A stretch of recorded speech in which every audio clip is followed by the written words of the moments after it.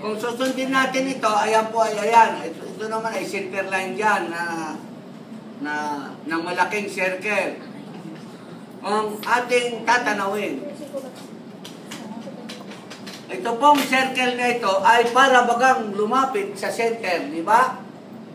It is like this hole is nearer, while this one is farther. Yet, the truth, and nothing but the truth is, it is equidistant from the center.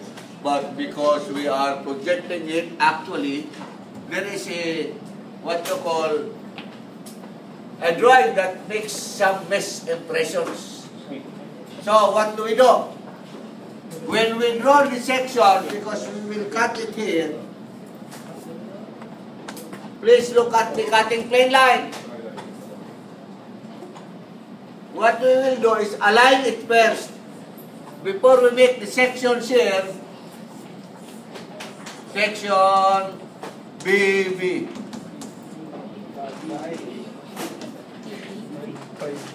We align it. It's like we bring this one here so that the hole will be there.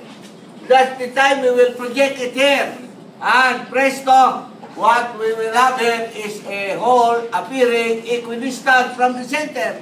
Because that is the real truth, the naked truth. Bakit ba naked truth pag totoo?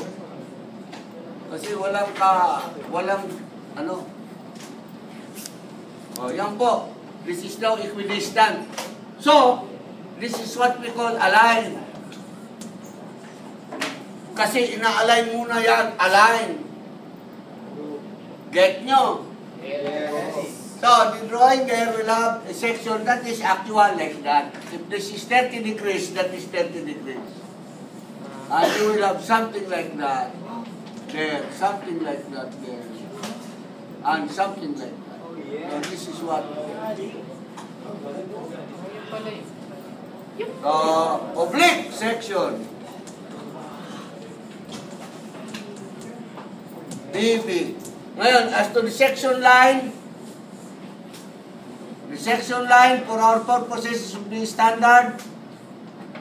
It should not be going out. No. It should not be thin, thick, medium. No. Just use thin. Must be thin. 1.5 spacing for our purposes. Inclined. Not perpendicular nor parallel to object lines. So equally spaced, 1.5, more or less.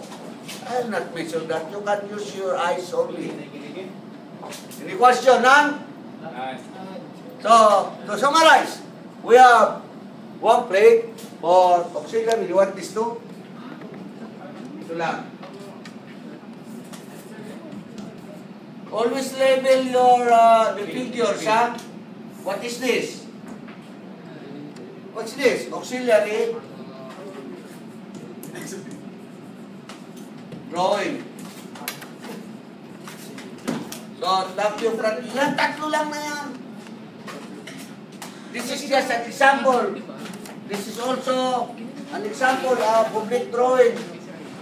This is another plate. Yan. Another plate. So, tatlo. 11 na. We're halfway.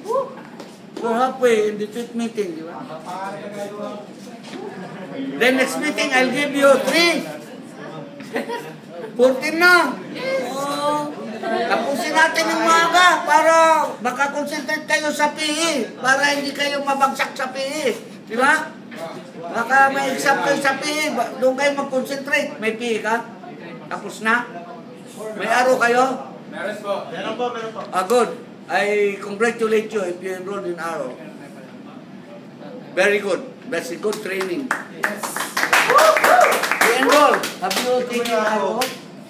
You enroll, no? You learn many things in Arrow. Tapos ito. Program.